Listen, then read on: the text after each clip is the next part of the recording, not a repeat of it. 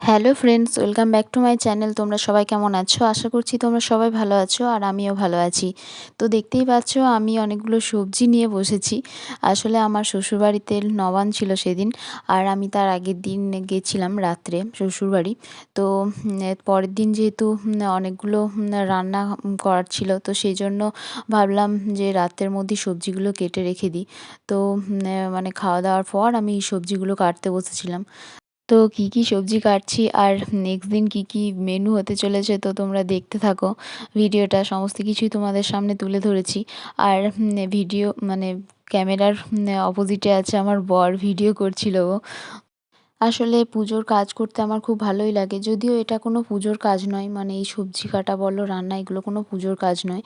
আসলে ঠাকুরের কাজ করতে ভালোই লাগে, কিন্তু আমি যেহেতু আমার বাবার বাড়িতে আগে নবান্ন করে নিয়েছি, সেহেতু আমি শ্বশুরবাড়িতে নবান্নের পুজোর কাজে কোনো হাত দিতে পারবো না। তো সেই জন্য আমি মানে দেখলাম মানে ওখানকার মা আসলে পুজোর কাজ বা রান্না দুটো সামলাতে অসুবিধা হবে।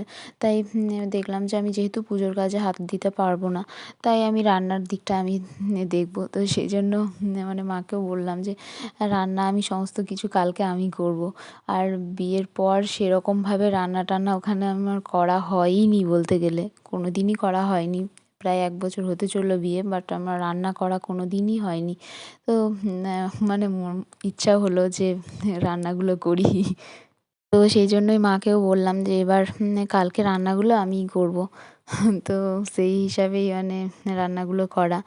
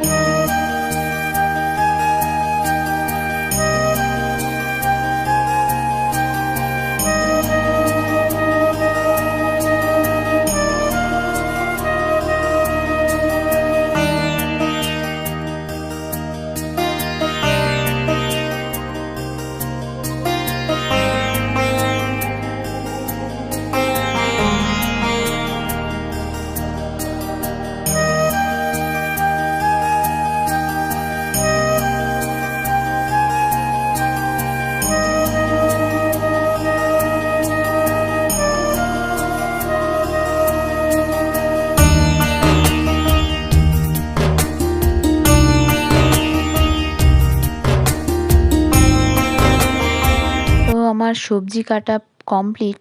তো কি কি কাটলাম, বাঁধাকপির তরকারি হবে আর 5 রকম ভাজা হবে, মূলো ভাজা, বেগুন ভাজা, আলু ভাজা আর ফুলকপি ভাজা, ফুলকপি মাছের ঝোল হবে আর শাক বেগুন মূলো দিয়ে তরকারি হবে একটা। তো নেক্সট দিন সকালে উঠে তাড়াতাড়ি রেডি হয়ে গেছি এবং অভি তখন ফোন ঘাঁটছিল। তো ওকে আমি জ্বালাচ্ছিলাম যে একটা ভিডিও করে দাও আমার। তো দেবে না ভিডিও করে, তো শেষমেশ আবার একটা ছোট্ট ভিডিও করে দিল। তারপর আসলে মাসিমণির বাড়িতে নেমন্তন্ন ছিল নবান্ন করার। যেহেতু শ্বশুরবাড়িতে মানে ১ম বছর বিয়ের ১ম বছর নবান্ন করতে নেই তাই। তো ওই মাসিমণির বাড়ি থেকে নবান্ন করে এসে আমি মানে রান্নার কাজে লাগলাম। তো ১ম থেকে ভিডিও করতে পারিনি, তখন আমার ৩ রকম ভাজা কমপ্লিট, বেগুন ভাজা আর ফুলকপি ভাজা আর বড়ি ভাজা কমপ্লিট। তখন আমি আলু ভাজাটা চাপিয়েছি। তো ছোট ছোট কিছু ভিডিও আমি করেছি, মানে একা একাই, ভিডিও করার কেউ ছিল না, অভি ভিডিও করে দেয়নি, ভিডিও করার কেউ ছিল না, আমি নিজে নিজেই একটু ভিডিও করেছি। তো তোমরা ভিডিওটা কন্টিনিউ দেখতে থাকো।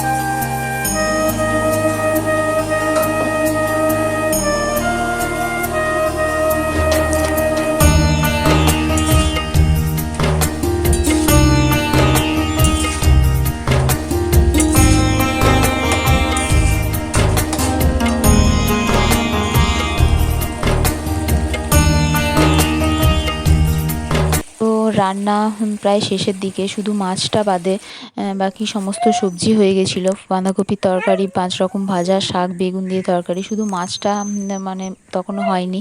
আর তখন আর ভিডিও করে উঠতেও পারিনি, একদম রেডি হয়ে গেছিলো তারপর ভিডিও করেছি। মাছের ঝোল রেডি করে তারপর ভিডিও করেছি, তার কারণ অনেকটা লেট হয়ে গেছিলো রান্না করতে আমার। তারপর আমরা মানে অনেকটা বেলায় আমরা খাওয়া দাওয়া করেছি। তো তারপর বিকাল থেকে একটু রেডি হয়ে গেছিলাম ঠাকুর দেখতে যাব বলে, মানে অন্নপূর্ণা ঠাকুর, তখন রান্নার জন্য ওই বেলায় আর যেতে পারিনি ঠাকুর দেখতে। তো তো আমরা সন্ধ্যের দিকে বেরিয়েছিলাম ঠাকুর দেখতে যাব বলে। তো যদি ভিডিওটা ভালো লেগে থাকে তাহলে প্লিজ একটা লাইক, কমেন্ট এবং সাবস্ক্রাইব করে দিও চ্যানেলটা। আর দেখা হচ্ছে নেক্সট কোনো ব্লগে। আজকের মতো টাটা।